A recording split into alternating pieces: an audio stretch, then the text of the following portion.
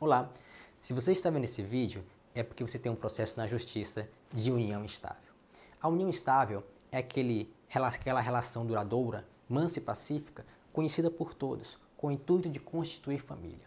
Não há casamento porque os dois não quiseram formalizar isso formalmente, trazer isso ao cartório perante um juiz, mas apenas começaram a se unir e começaram a constituir família.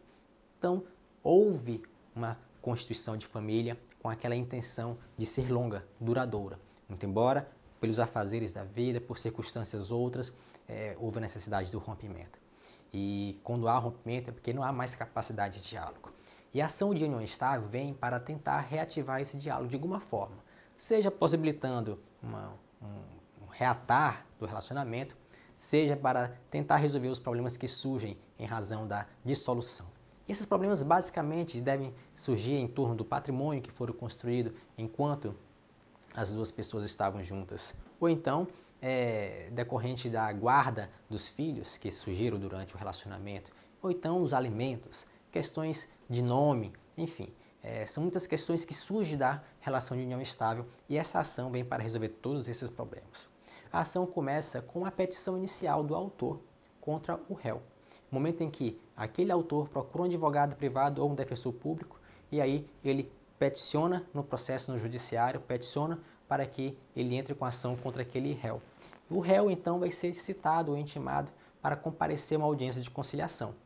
E desde já nós já falamos que é muito importante que todos aqueles que estão chamados no processo, é importante que eles venham com um espírito aberto para a conciliação.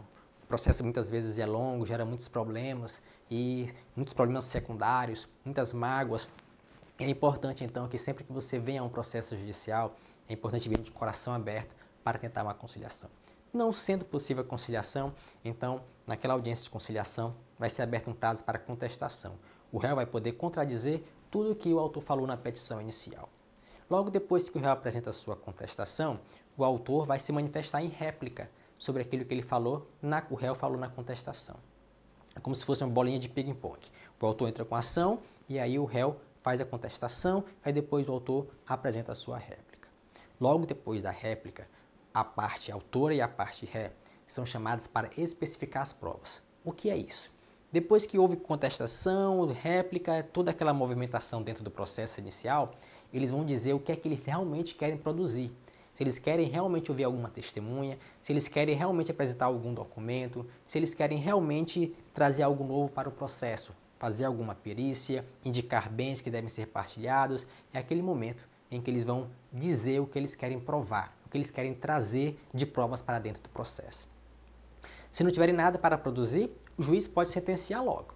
Mas se oportunamente eles querem algum laudo social para que possam demonstrar quem tem melhores condições de guarda, ou se eles querem uma perícia para avaliar algum bem que eles querem repartir, ou se eles querem ouvir alguma testemunha para demonstrar algum acontecimento, aí será necessário uma audiência, um prolongamento da instrução.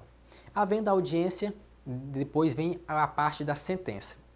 E nessa parte da sentença, em que vai tentar resolver, primeiro, quando foi que começou e quando foi que terminou essa união estável. Porque, diferentemente do casamento, o casamento tem um início e tem um fim.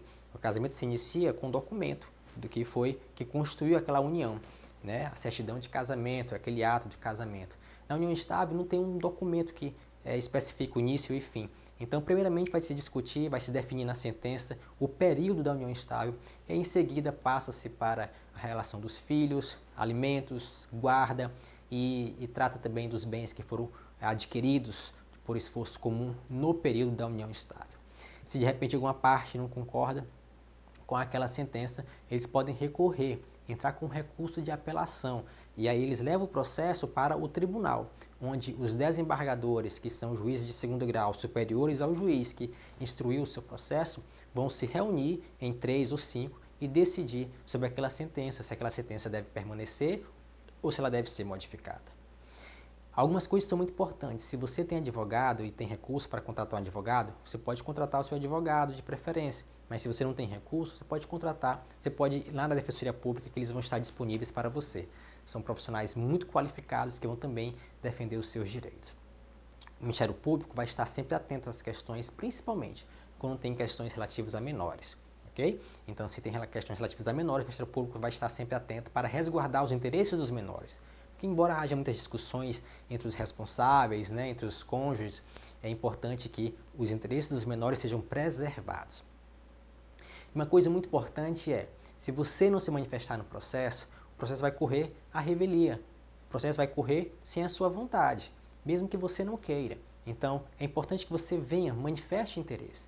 Porque se de repente você não atualizar o seu endereço, não se manifestar no processo, você vai ser prejudicado. E aquele que estão dizendo contra você vai ter preferência, vai ter maior probabilidade de ser considerado verdadeiro. E aí, muitas vezes, a decisão será contrária a você, porque simplesmente você não compareceu ao processo. Então, todas essas questões são muito importantes. Mantenha-se sempre atento às suas intimações, seus endereços atualizados e, acima de tudo, venha com o coração aberto para trazer uma proposta de acordo, porque processo que se encerra cedo é melhor para todo mundo. Prolongar um processo não é bom para ninguém, principalmente para uma família que está se desfazendo. Então, esse é o processo de união estável. Qualquer dúvida, procure a secretaria que nós podemos tirar suas dúvidas. Muito obrigado.